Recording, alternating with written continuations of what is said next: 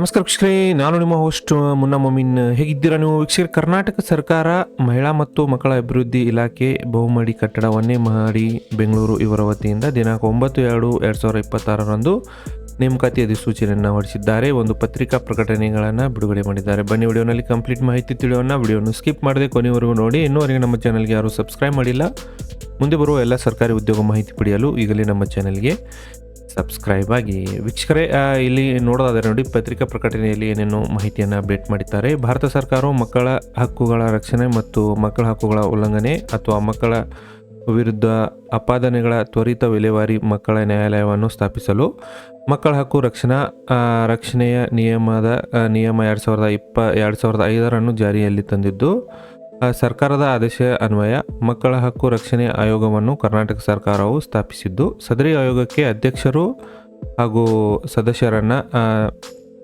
ಇಲ್ಲಿ ರಾಜ್ಯ ಸರ್ಕಾರವು ನೇಮಿಸಬೇಕಾಗಿರುತ್ತದೆ.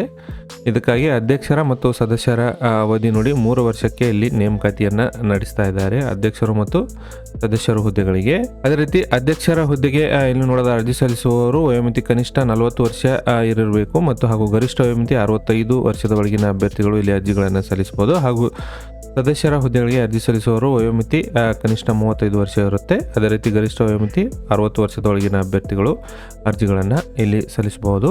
ಅದೇ ರೀತಿ ಇಲ್ಲಿ ನೋಡೋದಾದರೆ ಮಕ್ಕಳ ಹಕ್ಕು ರಕ್ಷಣೆ ಮತ್ತು ಮಕ್ಕಳ ಹಕ್ಕುಗಳ ಪ್ರತಿಪಾದಿಸುವಲ್ಲಿ ಈ ಕ್ಷೇತ್ರದಲ್ಲಿ ಕನಿಷ್ಠ 10 ವರ್ಷದ ಒಂದು ಅನುಭವವನ್ನು ಹೊಂದಿದವರು ಅರ್ಜಿಗಳನ್ನು ಈಗ ನೀವು ಸಲ್ಲಿಸಬಹುದಾಗಿದೆ. ಇಲ್ಲಿ ಅಧ್ಯಕ್ಷರು ಹಾಗೂ ಸದಸ್ಯರು 2 ಹುದ್ದೆಗಳಿಗೆ ಅರ್ಜಿ ಸಲ್ಲಿಸುವವರು ಪ್ರತ್ಯೇಕವಾಗಿ ಬೇರೆ ಬೇರೆ ಅರ್ಜಿಗಳನ್ನು ಇಲ್ಲಿ ನೀವು ಸಲ್ಲಿಸಬೇಕಾಗುತ್ತೆ. ಇಲ್ಲಿ ಆಸಕ್ತರು ನಿಗದಿತ ನಮೂನೆ ಅಂದರೆ ಇಲ್ಲಿ ಒಂದು ಅಪ್ಲಿಕೇಶನ್ ಫಾರ್ಮ್ ಕೊಟ್ಟಿರ್ತಾರೆ ನೋಡಿ. ಈ ಫಾರ್ಮನ್ನು ನೀವು ಡಿಸ್ಕ್ರಿಪ್ಷನ್ ಬಾಕ್ಸ್ನ ಮೂಲಕ ಇಲ್ಲಿ ಡೌನ್ಲೋಡ್ ಮಾಡಿಕೊಂಡು ಅರ್ಜಿಗಳನ್ನು ಸಲ್ಲಿಸಬಹುದು. ಲಿಂಕ್ ಕೊಟ್ಟಿರ್ತೇನೆ, ಅಲ್ಲಿಂದ ನೀವು ಡೌನ್ಲೋಡ್ ಮಾಡ್ಕೊಳ್ಳಿ.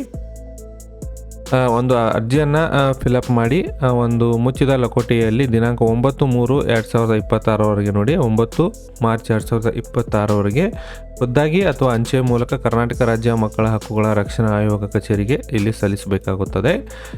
ಇಲ್ಲಿ ಈ ಒಂದು ವೆಬ್ಸೈಟ್ಗೆ ಹೋಗಿ ನೀವು ಇನ್ನೊಂದು ಹೆಚ್ಚಿನ ಮಾಹಿತಿ ಕೂಡ ಮತ್ತು ಅರ್ಜಿ ನಮೂನೆಯನ್ನು ಕೂಡ ಈ ವೆಬ್ಸೈಟ್ ಮೂಲಕ ಇಲ್ಲಿ ನೀವು ಡೈರೆಕ್ಟಾಗಿ ಡೌನ್ಲೋಡ್ ಮಾಡ್ಕೋಬೋದು. ಹೆಚ್ಚಿನ ಮಾಹಿತಿಗಾಗಿ ಈ ನಂಬರನ್ನು ನೀವು ಕಾಂಟ್ಯಾಕ್ಟ್ ಮಾಡ್ಬೋದು ನೋಡಿ. ಯಾರು ಇಂಟ್ರೆಸ್ಟ್ ಇದ್ದೀರಿ ಅವರು ಈ ನಂಬರ್ಗೆ ಕಾಂಟ್ಯಾಕ್ಟ್ ಮಾಡಿ ಅರ್ಜಿಗಳನ್ನು ಸಲ್ಲಿಸಬಹುದು. ಹೆಚ್ಚಿನ ಒಂದು ವಿದ್ಯಾರ್ಹತೆಗಾಗಿ ಮತ್ತು ಎಕ್ಸ್ಪೀರಿಯನ್ಸ್ಗಾಗಿ ನೀವು ಈ ನಂಬರ್ಗೆ ಕಾಲ್ ಮಾಡಿ ಇನ್ನಷ್ಟು ಮಾಹಿತಿ ಪಡೆಯಬಹುದು.